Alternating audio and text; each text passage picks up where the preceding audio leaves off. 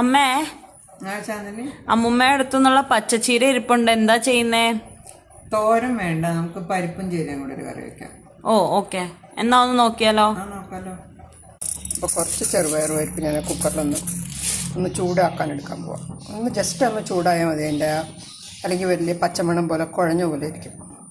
പരിപ്പിന് അരയ്ക്കാനായിട്ട് ഒരു 1/2 കപ്പ് തേങ്ങ, ഒരു 2-3 ചുവന്നുള്ളി, ഇത്തിരി ജീരകം, 1 സ്പൂൺ മുളക് പൊടി. ഇത് നമുക്ക് നല്ല ഭംഗിയായിട്ട് അരയ്ക്കാം കേട്ടോ. ചൂടാറിയ ചെറുപയർ പരിപ്പ് കഴുകിയെടുത്തു. അതിനകത്തേക്ക് കുറച്ച് വെള്ളവും ഒരിത്തിരി മഞ്ഞൾപ്പൊടി, ഒരു ശകല ഉപ്പ് നമ്മൾ പിന്നെയും ചേർക്കേണ്ട, ഒരു ശകല ഉപ്പും കൂടെ ചേർത്ത് ഒരു 2 വിസിലിൽ നമ്മൾ കുക്കർ അടച്ച് കഴിക്കാം. ഇനി കടുക് വറുക്കാനായിട്ട് കുറച്ച് ചുമന്നുള്ളി, വെളുത്തുള്ളി, 2 പച്ചമുളക്, ഒരു വറ്റൽമുളക്. ഇത് നമുക്ക് കടുക് വറുക്കാം. നമ്മുടെ ചുമന്നുള്ളി വെളുത്തുള്ളിയൊക്കെ നല്ലോണം മൂത്തിട്ടുണ്ട്. അരിഞ്ഞ് വെച്ചിരിക്കുന്ന പച്ചച്ചീര അതിനകത്തേക്ക് ഇടുക കേട്ടോ. അതിലേക്കൊരു ശകല ഉപ്പ്, നമ്മൾ ആദ്യം ഇട്ടിട്ടുണ്ട്. ഉപ്പ് നോക്കി ഇടുക.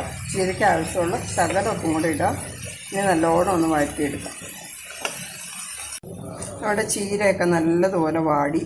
ഇനി നമ്മൾ അരച്ച് വെച്ചിരിക്കുന്ന അരപ്പൊഴിക്കാം കേട്ടോ. മിക്സി കഴുകി കുറച്ച് വെള്ളം കൂടി ചേർക്കാം. തേങ്ങയൊന്ന് ചൂടായി തുടങ്ങി. അപ്പോൾ നമ്മൾ വേവിച്ച് വെച്ചിരിക്കുന്ന പരിപ്പ് കൂടി ചേർക്കാം. നമ്മുടെ പരിപ്പ് പച്ചച്ചീര കറി ചോറിൻ്റെ കൂടെയോ ചപ്പാത്തിയുടെ കൂടെയോ ഒക്കെ കൂട്ടാൻ പാകത്തിനൊരു നല്ല കറി, ഹെൽത്തി.